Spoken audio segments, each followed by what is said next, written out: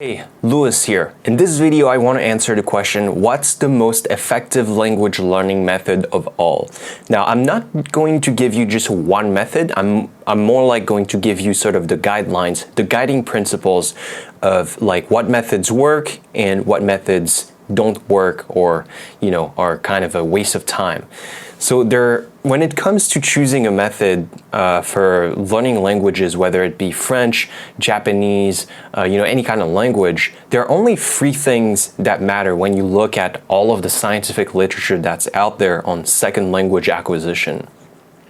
The first thing, those three criteria are important for, those criteria need to be met if you want to be successful at a particular language. So the first criterion is spaced repetition. That is to say, when you learn your language using your method, are you provided with enough repetitions of the same pieces of information at certain intervals? Do those intervals allow you to actually learn those pieces of information and repeat them enough that they are memorized in your brain in the long term? I'm going to talk about the details later. Let me get to the second criterion, which is the depth of mental processing. So the depth of mental processing is essentially the second criterion, which means that when you encounter a vocabulary word or some grammatical rule or some sort of piece of information related to the target language that you're learning,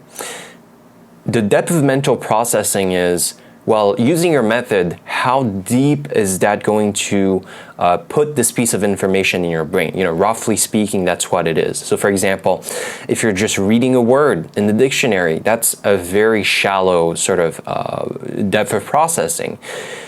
On the other hand, if you were to, say, really think hard and try to reproduce that word, try to produce it with your own mouth, then this is going to be a much deeper level of processing. The third criterion, which is something that I sort of added to those two first criteria that are presented in the research.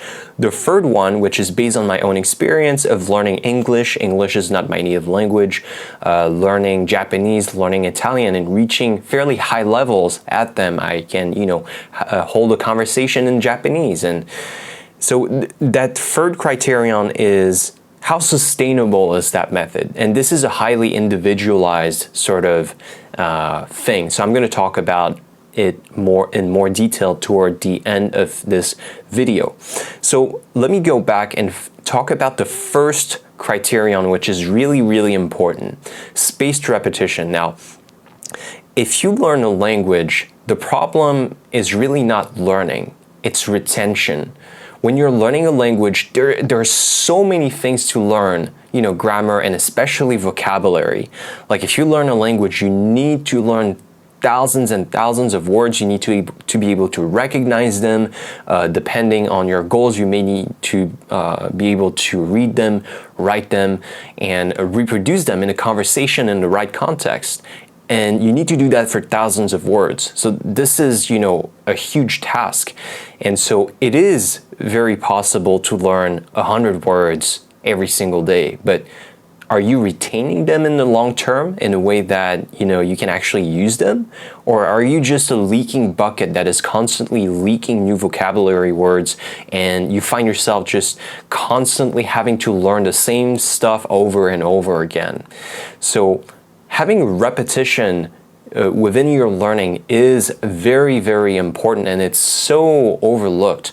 Like everyone is so focused on, oh man, I'm using this app to learn Japanese, or I'm using this new site. I paid a membership. I'm taking this course and I'm going to those classes, and it's like constantly trying to learn new things. But those people are not focused enough on actually retaining the things that they learn.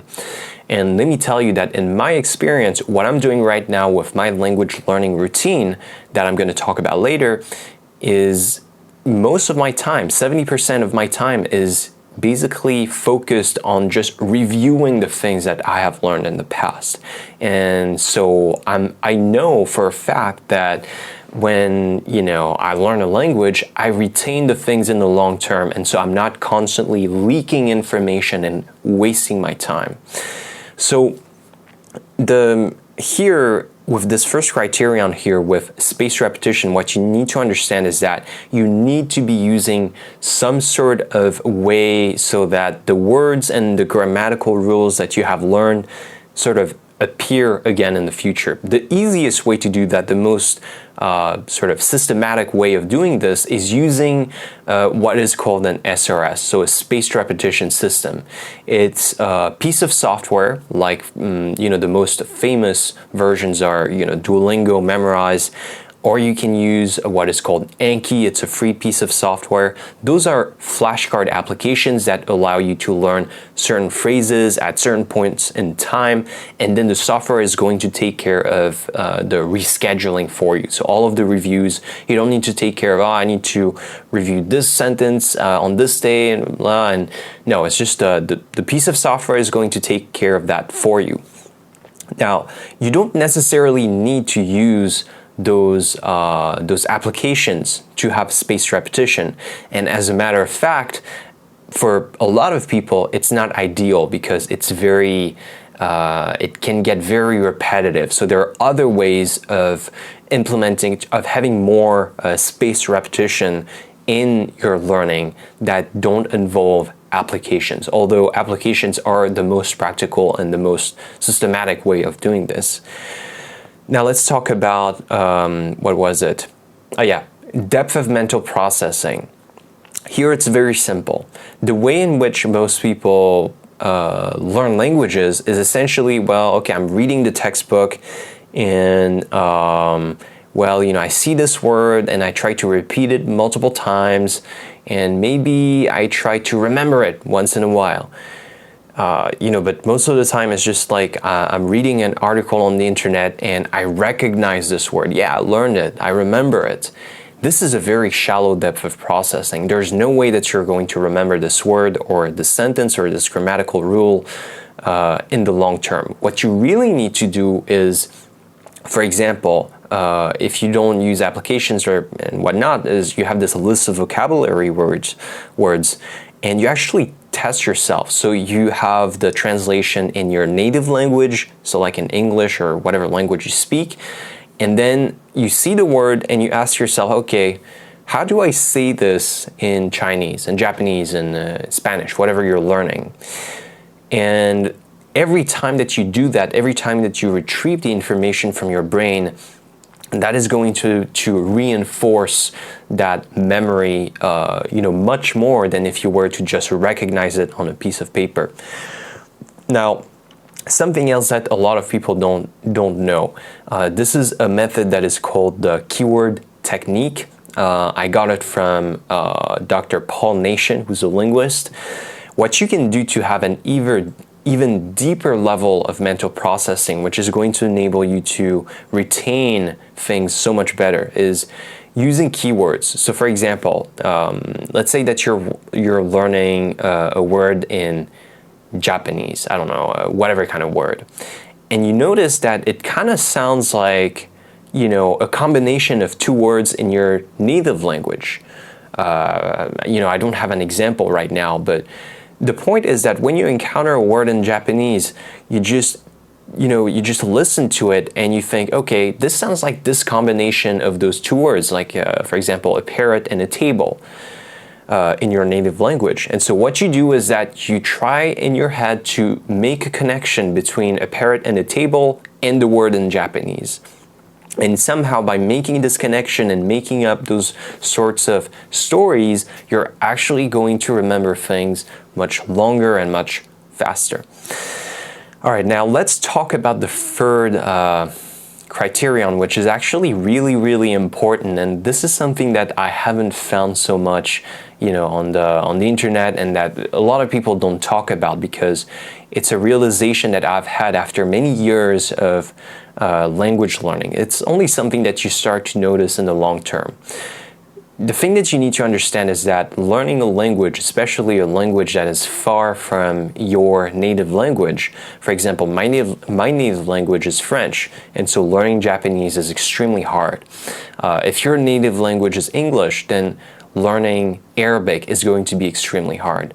So it's just not possible to learn a language up to a very high level in a few months. You really need a few years. You can reach a very good level in 6 months, but if you really want to be an expert at a language, it's going to take a few years. There's no secret. The problem is here that a lot of people are going to want to use like the optimal methods for learning languages, doing spaced repetition, doing a lot of quizzes. I mean, all of those methods that are talked about in the scientific literature. But in the long term, this may not be sustainable for a lot of people because, the optimal methods, they can get boring, they can get repetitive, and you're just going to get burnt out, and that's it. So what I really want to emphasize here is that the most effective method for learning a language is not necessarily the optimal method. You need to strike a balance and think, okay, this is effective and this is sustainable. And sometimes you have to sacrifice some effectiveness for the sake of sustainability. Let me give you an example. Anki, for example, is incredibly effective for language learning. It's a flashcard application. But if I just do Anki for every day for 30 minutes an hour, it gets really boring. I can do it for a year maybe, but 2 years, 3 years, 4 years, I'm not really sure about that. So I need to find a way, I need to find a method that is more entertaining, that I can actually work with on a daily basis, and that doesn't just like completely fry my brain every day. I need to find something that is sustainable.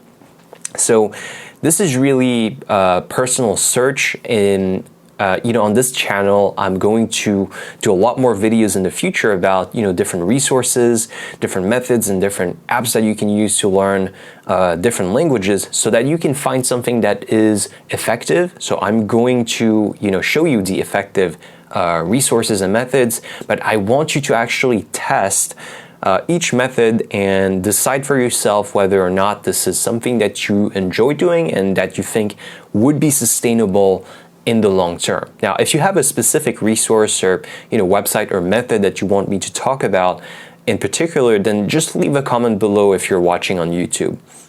And that's pretty much it for this video, and I'll see you next time.